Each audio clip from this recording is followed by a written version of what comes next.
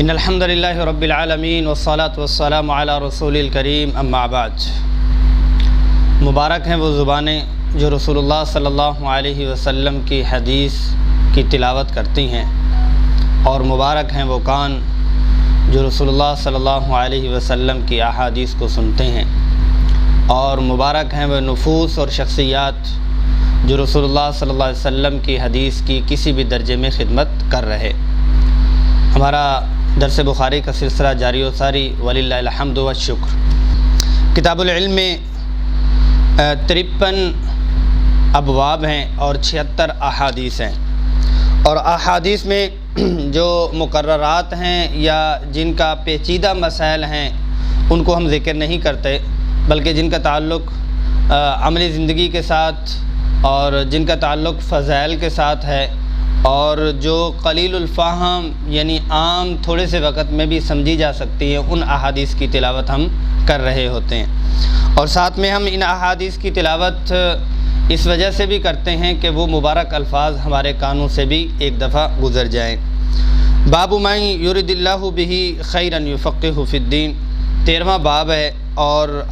حدیث نمبر یہ 71 ہے۔ اس کی سند یہ ہے کہ وبہ قال حدثنا سعید بن عفیر قال حدثنا ابن وهب عن یونس عن ابن شہاب قال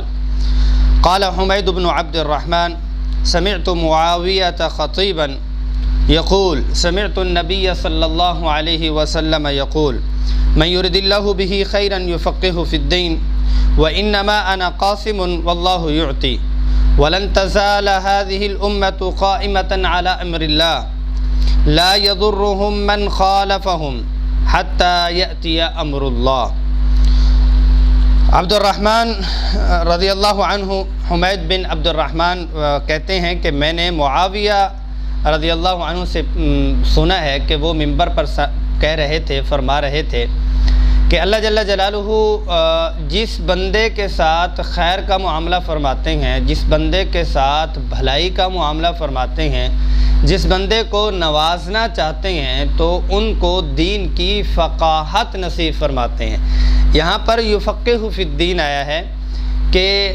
یہاں پر میں نے یہ نہیں آپ کو بتلایا کہ اس کو دین کا علم نصیب فرماتے ہیں، دین کے الفاظ نصیب فرماتے ہیں۔ فقاہت فی الدین اور ہوتا ہے، اور دینی چیزوں کا معلومات ہونا اور ہوتا ہے۔ یعنی اصل چیز کیا ہے کہ دین کی سمجھ کا آنا، دین کو سمجھنا، اور موقع محل کے مطابق کس طرح سے دین کو عمل میں لانا ہے اور دوسروں تک پہنچانا ہے، یہ فقاہت فی الدین ہوتی ہے۔ یہ اللہ جل جلالہ کسی کسی کو نصیب فرماتے ہیں۔ آقا دو جہاں صلی اللہ علیہ وسلم نے فرمایا تو میں تو صرف تقسیم کرنے والا ہوں، اللہ ہی مجھے دیتے ہیں، میں آگے تقسیم کر دیتا ہوں، جو کچھ دیا ہوا ہے وہ اللہ کی طرف سے ہے۔ اور یہ میری امت ہمیشہ اللہ کے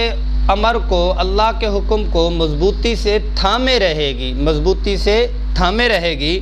اور جو بھی ان کی مخالفت میں آئے گا، ان کے مقابلے میں آئے گا، ان کی ٹکر میں آئے گا، تو کبھی ان کا کچھ بھی نہیں بگاڑ سکے گا۔ ہاں، جب اللہ کا حکم جاری ہوگا تو پھر اس میں کچھ کہہ نہیں سکتے، وہ اللہ کا حکم ہی ہوگا۔ تو یقیناً یہی ہے کہ اللہ تبارک و تعالیٰ جو اہل دین ہیں، جن کو دین کی فقاہت اور سمجھ دی ہے، کیونکہ بنیادی طور پر یہ ہے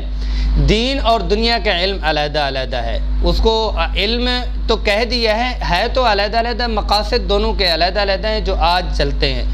دین کا علم یہ سکھاتا ہے کہ خالق سے فائدہ کیسے لینا ہے، اور دنیا کا علم یہ سکھاتا ہے کہ مخلوق سے فائدہ کیسے لینا ہے۔ وہ مخلوق اور مخلوق کے نقشوں سے نچوڑنے کی کوشش کرتے ہیں، بلکہ دین اگر مخلوق والی شکل کو اختیار کیے ہوئے بھی ہے تو تب بھی اس کی نظر مخلوق پہ نہیں ہوتی بلکہ خالق پہ ہوتی ہے، پھر بھی وہ خالق ہی سے لیتا ہے، دنیا کے کسی نقشے میں بھی ہو۔ تو اللہ جل جلالہ سے فقاہت فی الدین بھی ضرور مانگنی چاہیے، رو کے گڑ گڑا کے، کہ اللہ تبارک و تعالی ہمیں دین بھی نصیب فرماویں، دین کے ساتھ فقاہت فی الدین، دین کی سمجھداری بھی نصیب فرماویں۔